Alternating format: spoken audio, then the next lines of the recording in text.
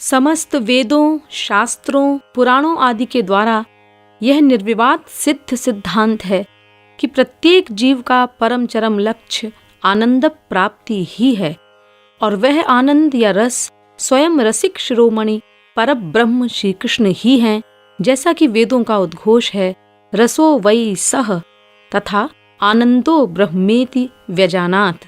किंतु उन आनंद स्वरूप आनंद कंद श्री कृष्ण चंद्र को भी कृतदास बना लेने वाला उन्हीं का परमांतरंग प्रेम तत्व है, और यही अंतिम तत्व भी है। लेकिन उस प्रेम तत्व की प्राप्ति के लिए श्रोत्रिय ब्रह्मनिष्ठ महापुरुष की परमावश्यकता है, जिसके शरणागत होकर सेवा पूर्वक जिज्ञासु बनकर ही परम प्रेम तत्व का ज्ञान एवं प्राप्ति संभव है। किंतु ईश्वर की भांति उससे एकत्व प्राप्त किए हुए महापुरुष को जानना भी सरस्वती बृहस्पति की बुद्धि से भी असंभव है, क्योंकि जिस प्रकार ईश्वर मायिक इंद्रिय मन बुद्धि से अग्राह्य है, उसी प्रकार महापुरुष भी प्राकृत इंद्रिय मन बुद्धि से अग्राह्य है। लेकिन महापुरुष के पहचानने में परिश्रम एवं समय भले ही लगे, उसके बिना ईश्वरीय प्रेम प्राप्ति का कार्य संपादित ही नहीं हो सकता। इसीलिए जीव कल्याणार्थ अनेक महापुरुषों का आगमन विश्व में समय समय पर होता ही है। लेकिन श्रोत्रिय ब्रह्मनिष्ठ महापुरुष यदा कदा ही अत्यल्प संख्या में प्रकट हुए। उनमें मुख्यतः 5 मूल जगत गुरु हैं। अद्वैतवादी जगत गुरु श्री शंकराचार्य, विशिष्टाद्वैतवादी जगत गुरु श्री रामानुजाचार्य, द्वैताद्वैतवादी जगत गुरु श्री निम्बार्काचार्य एवं द्वैतवादी जगत गुरु श्री माध्वाचार्य हुए। इन चारों मूल जगत गुरुओं में जगत गुरु शंकराचार्य का सिद्धांत शेष 3 जगत गुरुओं के सिद्धांतों से बिल्कुल ही पृथक है। इन चारों जगत गुरुओं के पश्चात 20वीं शताब्दी में पंचम मूल जगत गुरु श्री कृपालु जी महाराज हुए। आप समस्त वेदों, शास्त्रों, पुराणों, पूर्ववर्ती आचार्यों एवं पाश्चात्य दार्शनिकों के परस्पर विरोधी सिद्धांतों का समन्वय करते हैं।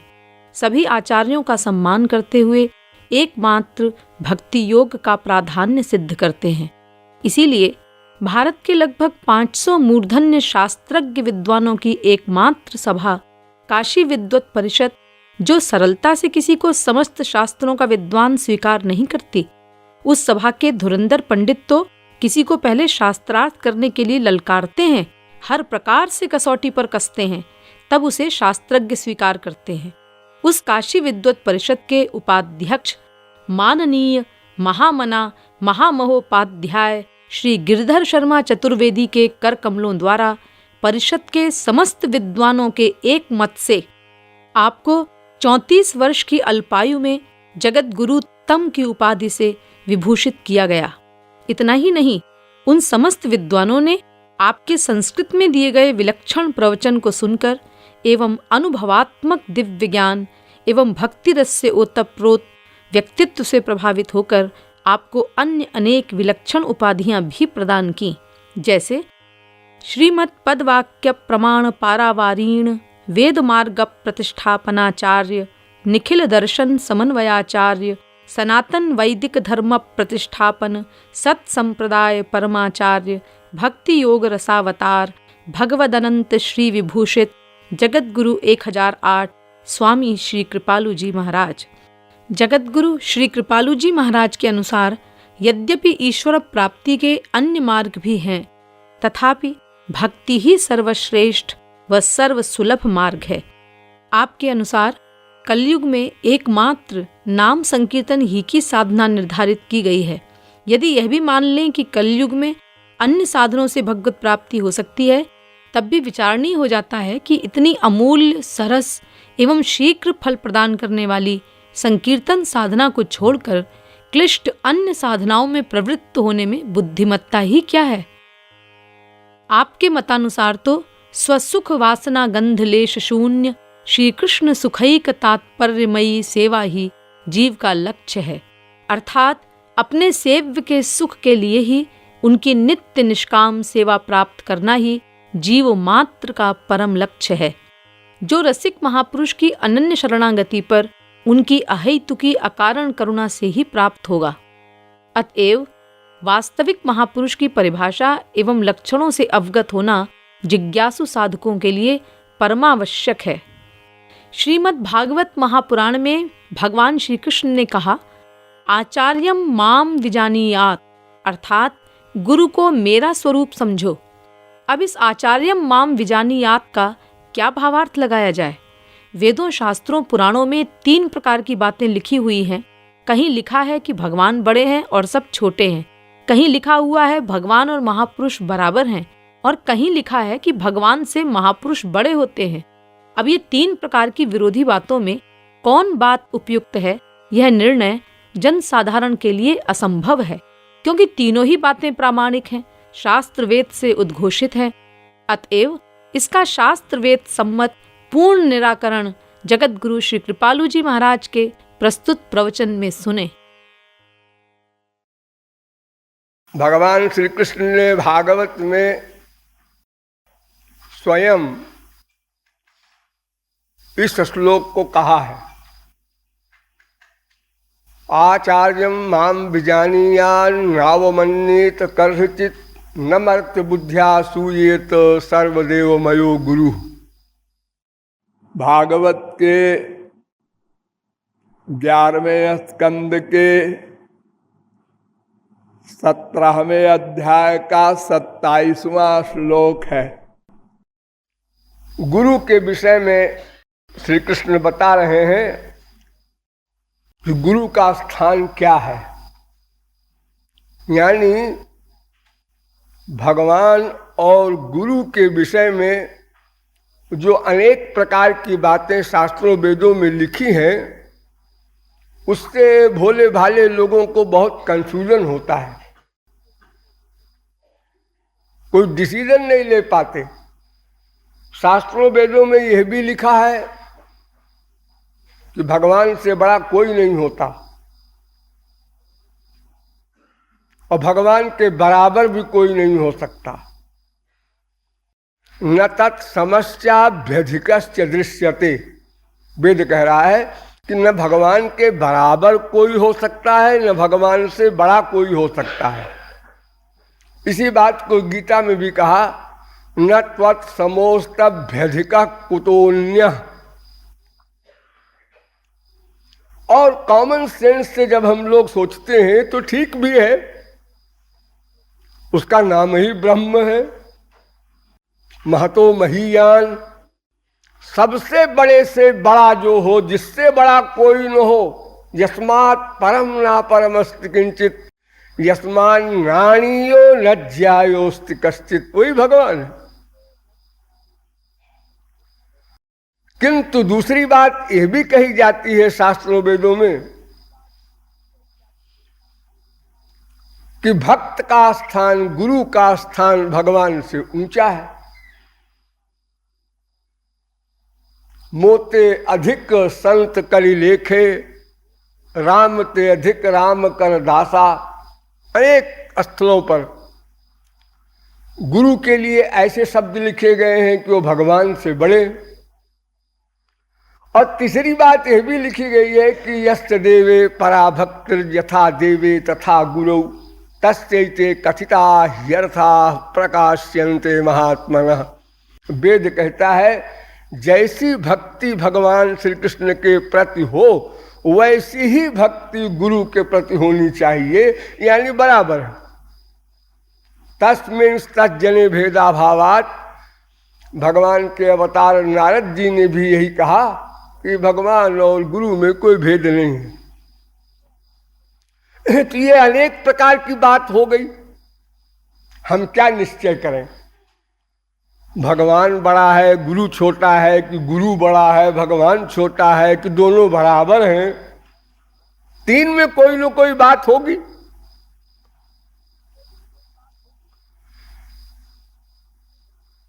सभी ठीक है, वैसे तो भगवान बड़ा है ये तो ठीक ही है, आप समझ ही गए होंगे। और दूसरी प्रकार से समझ लीजिए और कि गुरु नाम की जो चीज है वो क्या है?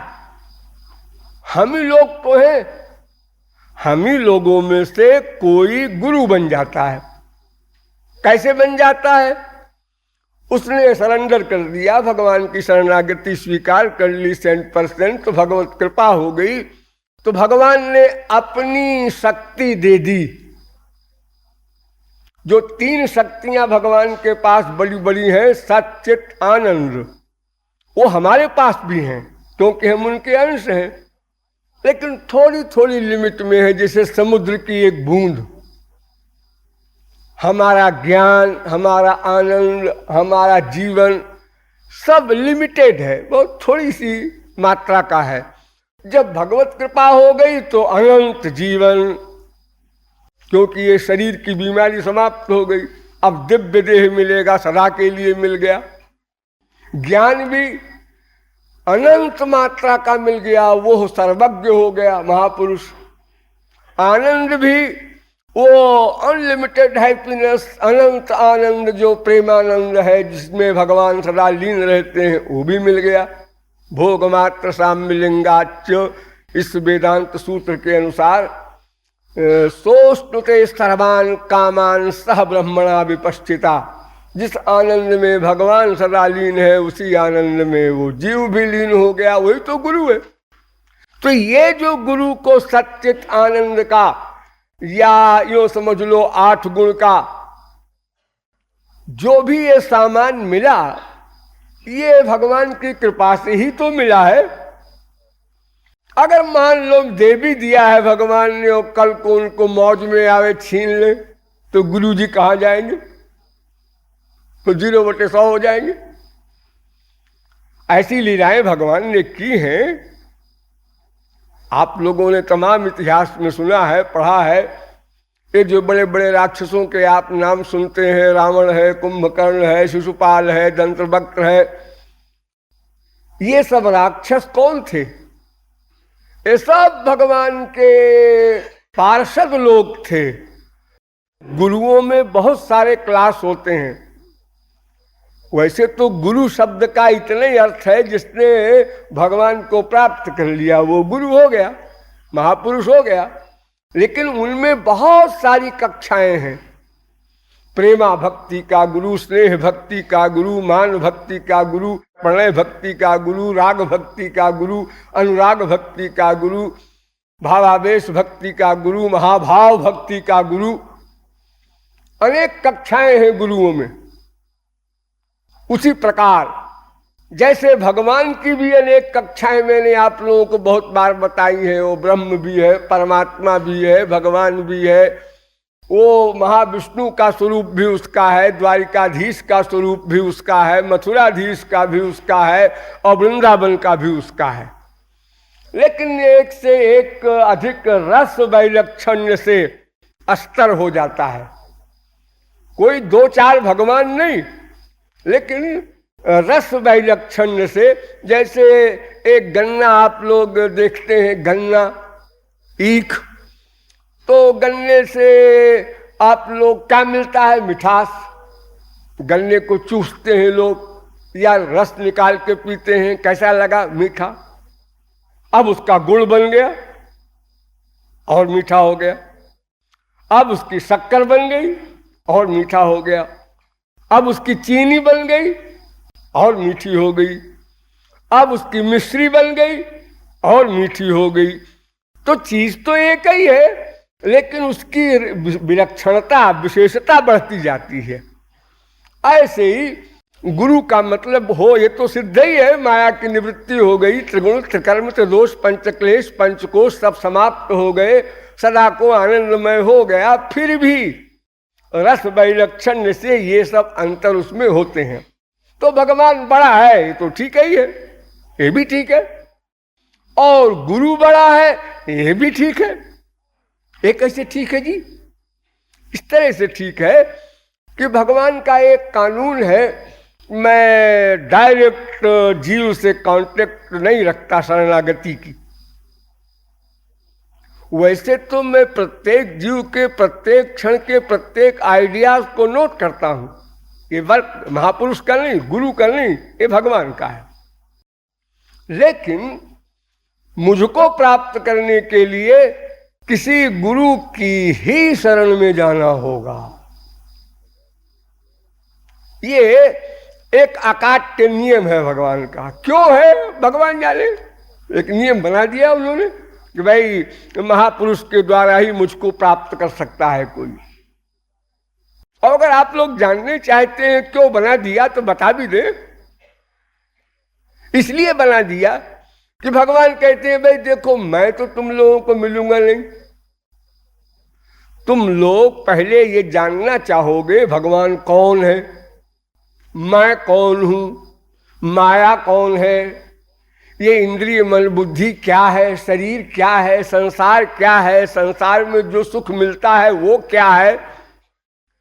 ये तमाम बातें जो अज्ञान संबंधी आपके मस्तिष्क में भरी हुई है अनादिकाल से, ये सब समझना ठीक ठीक ये कौन समझाएगा। अगर आप कहें कि साहब भगवान ने वेद में समझा दिया है, हमें गुरु की आवश्यकता नहीं, तो भगवान ने वेद में कहा है कि मेरे वेद को कोई पढ़ना मत, वरना सब उल्टा हो जाएगा। वो भी तुमको गुरु के द्वारा ही समझना पड़ेगा, चाहे वेद की किताब लेके गुरु जी समझावे और चाहे वेद को न छुए ऐसे ही समझा दे। उनके पास तो ज्ञान है ही है, उनको वेद की आवश्यकता नहीं है कि वो पढ़े, क्योंकि ज्ञान हो जाने के बाद उस पर अज्ञान का अधिकार कभी नहीं हो सकता। एक बार ज्ञान हुआ सदा को हो गया, एक बार आनंद मिला किसी को तो उस पर दुख का अधिकार कभी नहीं हो सकता, वो सदा को मिल गया। आप लोग बोलते हैं ना कल बड़ा आनंद आया, कल आनंद आया, आज तो बोर हो गए। कल आनंद आया आज बोर हो गए तो आनंद नहीं है, धोखा है। आनंद तो ऐसा होता है जिसके ऊपर अनंत काल तक दुख का अधिकार न हो सके। सोई सुख लवलेश बारिक जिन सपने हु लहेऊ। स्वप्न में भी अगर वो वास्तविक सुख का एक आभास मिल जाए तो दुख की हिम्मत है वो सामने आवे। ये भगवत प्राप्ति का मतलब ये होता है कि जिस क्षण में जीव को भगवत प्राप्ति हुई सदा को हो गई। ऐसा नहीं है कि वो 10 महीने 10 साल 10 युग के लिए हुई है, उसके बाद फिर वो संसार में भावबंधन में आएगा, ऐसा नहीं। तो उसी प्रकार जब माया का अधिकार ही नहीं हो सकता भगवान के ऊपर, तो फिर भगवत प्राप्त महापुरुष पर कैसे होगा। इसलिए भगवान संबंधी आनंद पर दुख का अधिकार नहीं होगा, इसलिए भगवान संबंधी ज्ञान पर अज्ञान का अधिकार नहीं होगा। यानी ये सब विषय नित्य हैं, सनातन हैं, शाश्वत हैं, एक बार मिल जाए सदा को मिल जाता है। तो ज्ञान तो सदा हो गया महापुरुष को। अब तो सवाल है नहीं कि वेद पढ़े, शास्त्र पढ़े, पुराण पढ़े। हाँ, एक्टिंग में ऐसा भी किया है महापुरुषों ने, स्वयं भगवान ने किया है। गुरु गृह पढ़न गए रघुराई, अवल्प काल विद्या सब पाई। श्री कृष्ण भी पढ़ने गए थे, राम भी पढ़ने गए थे। ये पढ़ने गए थे, क्या पढ़ने गए थे? काखा गाघा ये सब पढ़ने गए थे बाकायदा। हाँ, स्लेट पट्टी लेकर। कैसे लग रहे होंगे? जिनकी कृपा से समस्त ज्ञान सर्वेंट बनकर हाथ जोड़े खड़े रहते हैं, वो काका काका पढ़ने जा रहे हैं। ऐसे महापुरुषों ने भी तमाम ने किया है एक्टिंग। भगवान ने गुरु बनाया, ये भी एक्टिंग देखो। संतों ने भी, सिद्ध संतों ने जो गोलोक से आते हैं अवतार लेके, उन्होंने भी गुरु बनाया। किसी ने नहीं बनाया, उनके ऊपर कोई शासन नहीं है, खपती लोग हैं, जो मन में आए किया।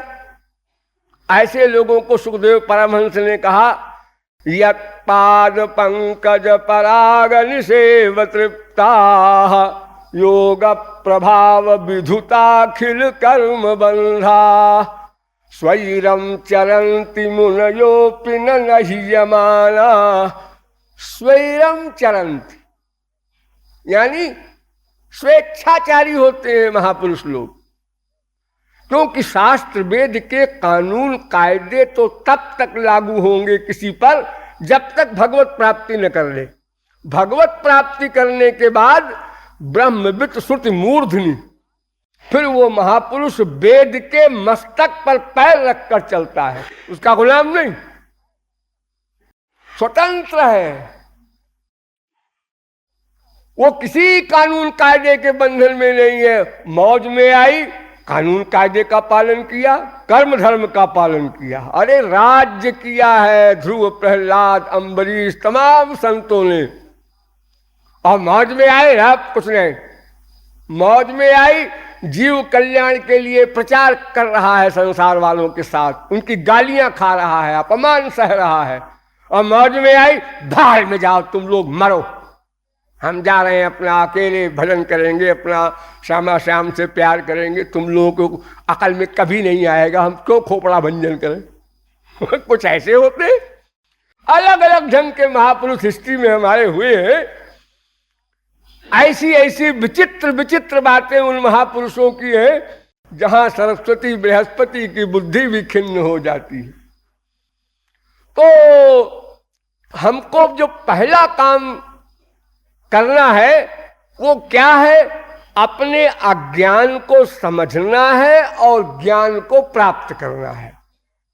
ये पहला काम। हम लोग अपने को शरीर मानकर शरीर संबंधी सुख के लिए ज्ञान अर्जित करते हैं, शरीर संबंधी सुख के लिए प्रयत्न करते हैं, और शरीर इंद्रिय संबंधी विषयों के सुख को पाके विभोर होते हैं, और फिर दुखी होते हैं, फिर विभोर होते हैं। इतना बड़ा आश्चर्य! उसी माँ से, उसी बाप से, उसी बीवी से, उसी पति से, उसी बेटे से 1000 बार सुख मिला, 1000 बार घृणा हुई। ये दोनों का क्यों होता है? पता नहीं होता है, क्यों होता है ये पता नहीं। उसी बेटे को चिपटाने को व्याकुल है माँ जो स्कूल से आया था, 1 बार 2 बार 3 बार, जाओ बेटा खेलो, जाओ खाना खा लो, मम्मी हम प्यार करेंगे। प्यार करेंगे, हो गया प्यार। उसी बीबी के लिए दीवाना, उसी बीबी से 10 मिनट बाद अबाउट टर्न। ये जो जोकरी का हमारा ये नाटक है, प्यार है, क्या है समझने की चेष्टा कभी नहीं। पागल शरीर के उसी को बार बार पाखाने को उसी को मुंह में डालते हैं, फिर उल्टी करते हैं, फिर उसी को खा लेते हैं, फिर उल्टी करते हैं। अनंत जन्म बीत गए और फिर कहते हैं हम बड़े काबिल हैं, हमको कोई मूर्ख मत कहना। हाँ, हमको बेवकूफ कहा, तुम्हारी हिम्मत कैसे पड़ी ऐसी? अरे तुम्हारे समान बेवकूफ तो जानवर भी नहीं है। पशु पक्षी भी साल में 1 बार विषय भोग करते हैं। तुम कितने विषयों का सेवन कर चुके, एक एक इंद्रिय के अनंत विषय, और फिर भी अभी बीमारी बढ़ती जा रही, और फिर भी होश नहीं आया। तो ये जितना सारा अज्ञान है, इस अज्ञान को कौन समझाएगा? भगवान तो समझाने आएगा नहीं, वो तो सर्वव्यापक है, निराकार रूप में है सर्वत्र। और अगर साकार रूप में आ भी जाए रामकृष्ण बन करके, तो आप पहचानेंगे नहीं, उसको भी गाली देंगे। ये श्री कृष्ण लड़कियों के पीछे घूमता है, बड़ा फंगा। ये राम सीता के लिए देखो कैसे पागल होके घूम रहे हैं। ऐसा भी क्यों होना चाहिए? मनुष्य में कुछ पावर होनी चाहिए, विल पावर। ये विल पावर निकली है, एक पाश्चात्य देशों ने निकाला है विल पावर। ये विल पावर क्या होती है? विल पावर की कोई वैल्यू है? ये तो मानसिक शक्ति है।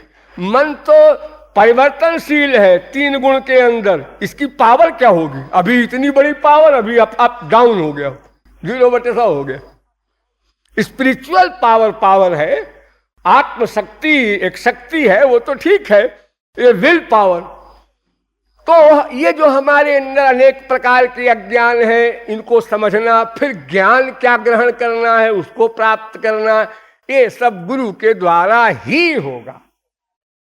वो हमारी बिरादरी का है, इसलिए भी हमारे काम का है, क्योंकि वो पहले हमारे सब दुखों को भोग चुका है, वो हमारी दयनीय दशा को जानता है, उसको अनुभव हो चुका था पहले सब ना। हमारी तरह वो भी चप्पलें खा चुका है अनंत जन्म में। और भगवान तो सदा आनंद में है, उन्हें क्या पता, वो तो अपनी सीट पर सदा से एक तरीके थे। तो वो कोई भी व्यक्ति तभी किसी का इलाज कर सकता है जो स्वयं रोगी रहा हो। डॉक्टर लोग देखो इंजेक्शन लगाते हैं, दांत निकालते हैं, अनेक प्रकार के ऑपरेशन करते हैं, लेकिन अगर डॉक्टर साहब का खुद का दांत नहीं निकाला गया कभी, तो दूसरे के दांत को निकालते समय पूरी ताकत से झटका देते हैं, वो चिल्लाता रहे, इससे उनको क्या मतलब।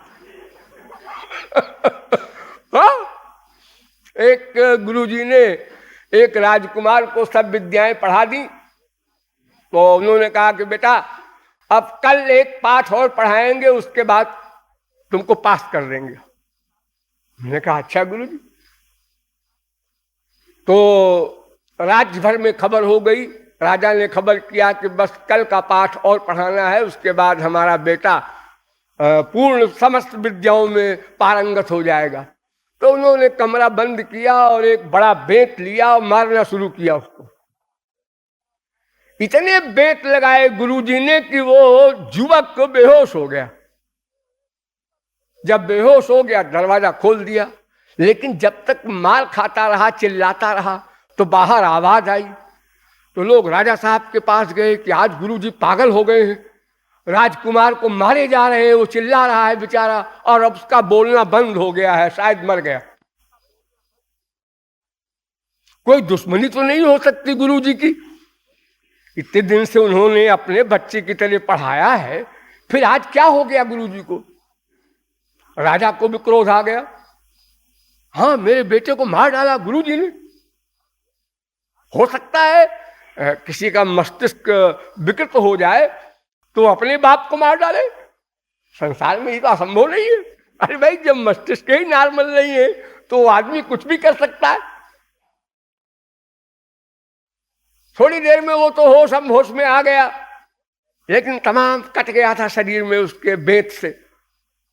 तो राजा साहब ने ऑर्डर किया कि गुरुजी को दरबार में बाइज्जत पेश किया जाए।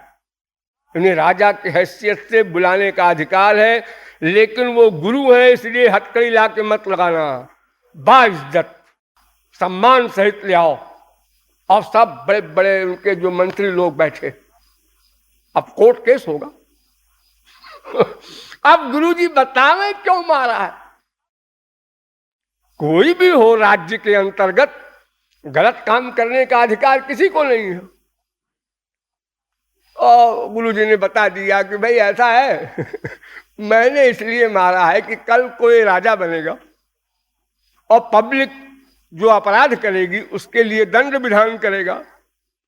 तो दंड विधान करने में जब तक स्वयं को अनुभव न हो, और राजा अहंकार में तो रहेगा ही, कोई भी राजा हो, नेचर का नियम है। और उसने एक मामूली सी चोरी की, उन्होंने कहा 500 बेत। अब 500 बेत में वो मरेगा कि जिएगा ये कुछ आइडिया तो है नहीं उसको, राजा को। उसने गिनती बोल दिया 2000, 10,000 बेत लगाओ, खबरदार एक बेत भी कम न होने पाए। और वो मरने के बाद भी लगाया जा रहा उसको गिनती पूरा करना है।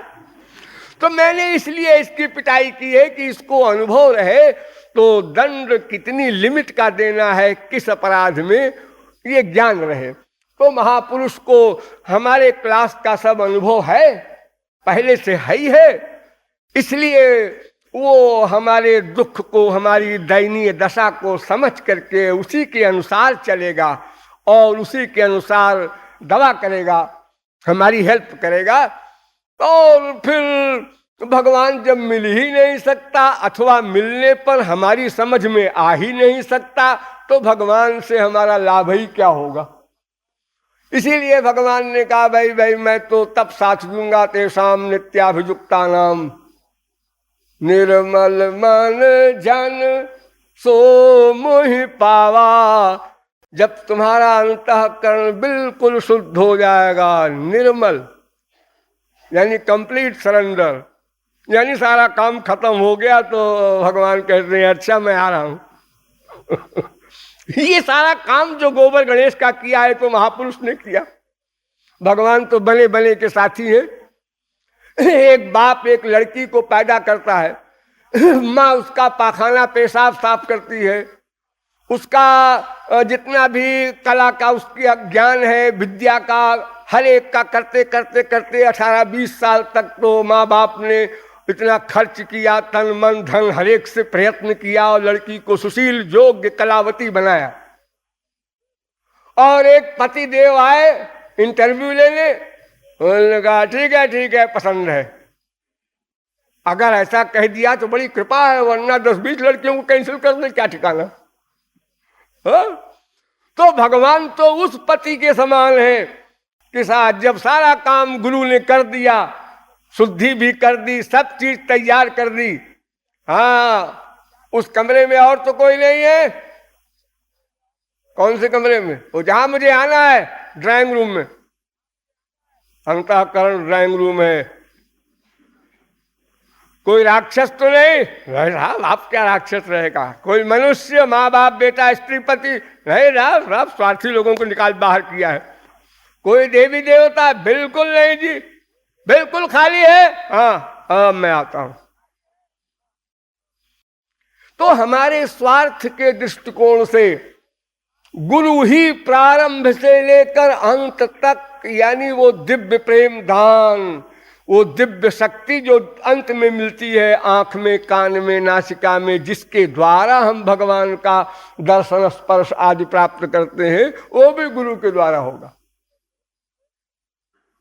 इसीलिए वेदों शास्त्रों में हमारे यहाँ 2 प्रकार की उपासना बताई गई है। या तो गुरु और भगवान को बराबर मानकर यथा देवे तथा गुरु भक्ति करो, या तो केवल गुरु की भक्ति कर लो, लेकिन केवल भगवान की भक्ति नहीं हो सकती। तो अपने मतलब के दृष्टिकोण से गुरु का स्थान ऊंचा है। इसलिए संतों ने लिख दिया भाई भगवान की वो इंपॉर्टेंस नहीं जो गुरु जी के हमारे और बराबर है। ये तो बात ठीक है, ये कि जो शक्तियां भगवान में है वही शक्तियां गुरु में भी आ गई, इसलिए बराबर है, ये भी ठीक। तो ये 3 बातें प्रायः शास्त्रों में मिलती हैं, तीनों बातें सही हैं। लेकिन ये चौथी बात है जो यहां भागवत में श्री कृष्ण ने कहा। भागवत में श्री कृष्ण ने कहा आचार्यं माम विजानीयात्। आचार्य माने गुरु को मुझसे बड़ा मत मानो, मुझसे छोटा न मानो, मेरे बराबर न मानो। ये महापुरुष जो होता है वो इसलिए महापुरुष कहलाता है कि जब तक महापुरुष करता है, शरणागति करता है, साधक है, तब तक तो वो अपना अलग अस्तित्व रखता है। और जो कंप्लीट सरेंडर किया तो पूर्ण शरणागति का मतलब वर्क बंद, अब वो कुछ नहीं करेगा। तस्य कार्यम न विद्यते गुणातीत स्थित प्रज्ञो विष्णु भक्त कथ्यते एतस्य कृतकृत्यत्वात्। वो कृतकृत्य हो गया, माने करना कर चुका। जब आनंद प्राप्त कर लिया तो उसके बाद वर्क क्यों? बिल्कुल नहीं हो सकता। अब कर्म क्यों होगा? खाली घड़े को आप डुबाइए कुएं में, सरोवर में, हौद में, भक भक भक भक भक भक भक भक भक भक भर गया, चुप, आप नहीं बोलेगा। पानी भर गया ऊपर तक, वर्क बंद, शांत रहेगा वो भरा हुआ घड़ा। चुप हो गया। मक्खन को पकाया, पट पट पट पट पट पट पट पट, चुप, घी बन गया, अब नहीं बोलेगा। परिपक्व हो गया, पूर्ण हो गया। तो जब महापुरुष हो गया तो उसका मतलब अब भी कुछ करना बाकी है, फिर काहे का महापुरुष है? कुछ पाना हो तब तो कुछ करना हो। पाना खत्म इसलिए करना खत्म। फिर भी सारे महापुरुषों ने सब प्रकार के कर्म किए, काम का, क्रोध का, लोभ का, मोह का, ईर्ष्या का, द्वेष का, अच्छा बुरा सब प्रकार का काम किया। भरा पड़ा है इतिहास। ये कैसे किया? ये उन्होंने नहीं किया, ये गुरु ने नहीं किया, ये गुरु घंटाल ने किया है। यानी जो गवर्नर है, जो अंदर बैठा हुआ है, अभी आप लोग जो वर्क करते हैं, ये जीवात्मा है। यो देखिए, और इसके पीछे माया है और इसके पीछे भगवान है। ये माया काम करा रही है आपसे, इसलिए सब गड़बड़ बर्क हो रहे हैं। और ये जीवात्मा इस परमात्मा की ओर पीठ किए है। जब ये जीवात्मा अबाउट टर्न हो करके शरणागत हो गई, सन्मुख हो गई परमात्मा आगे, तो माया भाग गई। ये अंधकार तभी तक रहेगा जब तक प्रकाश सामने ना आवे। प्रकाश आया, अंधकार का कहीं नामो निशान नहीं, उसकी राख भी नहीं मिलेगी। अब माया समाप्त हो गई, तो ये भगवान गवर्नर हो गया। अब जीव चुप, आराम सदा के लिए। ये बेड रेस्ट जो डॉक्टर लोग बताते हैं, उससे भी बहुत आगे है। हाँ, कोई वर्क ही नहीं, सदा के लिए आनंदमय हो गया। अब उससे जो कर्म होगा वो नहीं कर रहा है, वो क्यों करे? दिमाग खराब है। उसका कर्म तो भगवान करता है। अब माया नहीं रही और जीव परिपूर्ण हो गया, अब भगवान गवर्नर है। इसलिए हम लोग जितने भी संतों के ग्रंथ हैं उनको मानते हैं। तुलसीदास की रामायण बिल्कुल सही है। क्यों? वो तुलसीदास की लिखी हुई नहीं है, वो राम की लिखी हुई है। तुलसीदास की लिखी हुई होती तो एक एक अक्षर को काट के रख देते। हो, वो भगवान की वाणी है। वो महापुरुष का कार्य भगवान का कार्य होता है। तो भगवान कहते हैं आचार्यम माम बिजानियात, आचार्य को मुझसे पृथक न मानो। मैं ही उसके प्राकृत शरीर में आचार्य रूप में बैठ जाता हूं। जैसे संसार में किसी को भूत लग जाता है, आप लोगों ने कभी देखा हो, जीवात्मा, कोई जीवात्मा किसी जीवात्मा के भीतर जाकर हावी हो गई। वो अंगूठा छाप था व्यक्ति। इस साल वो नहीं आए, हमारे महू छावनी में एक स्त्री थी, अभी है जिंदाओ, उसके कई कई भूत लगे हुए थे। मैं वहाँ बहुत दिन रहा हूँ, पढ़ा हूँ। कम से कम 52 साल पहले की बात है। तो वो बेपढ़ी लिखी मारवाड़ी स्त्री संस्कृत में बात करे जब वो भूत आ जाए, और जब वो चला जाए तो फिर काई कुई अपना वही मारवाड़ी शुरू हो गई। हाँ? तो जैसे किसी को भूत लग जाता है तो जब तक वो भूत रहता है उसी का वर्क होता है, जिसको लगता है वो कुछ नहीं करता। ऐसे ही जब नंदपूत लग जाता है महापुरुषों को, तो नंदपूत ही वर्क करता है। फिर वो जीवात्मा कुछ भी नहीं करती, उसकी कोई जिम्मेदारी नहीं, कोई मतलब नहीं। भोले भाले लोग समझते हैं अर्जुन ने मर्डर किया, हनुमान जी ने लंका जला दिया। तुम्हें कैसे मालूम? मैंने आंखों देखा थी। अरे ये आंखें सब धोखे की है, इसके चक्कर में न रहना। तुम इन आंखों से जो देखते हो या इस बुद्धि से जो डिसीजन लेते हो वो सब माइक है, धोखा है। तो भगवान का अभिप्राय इतना नहीं है, कुछ लंबा में बोल गया, सॉरी।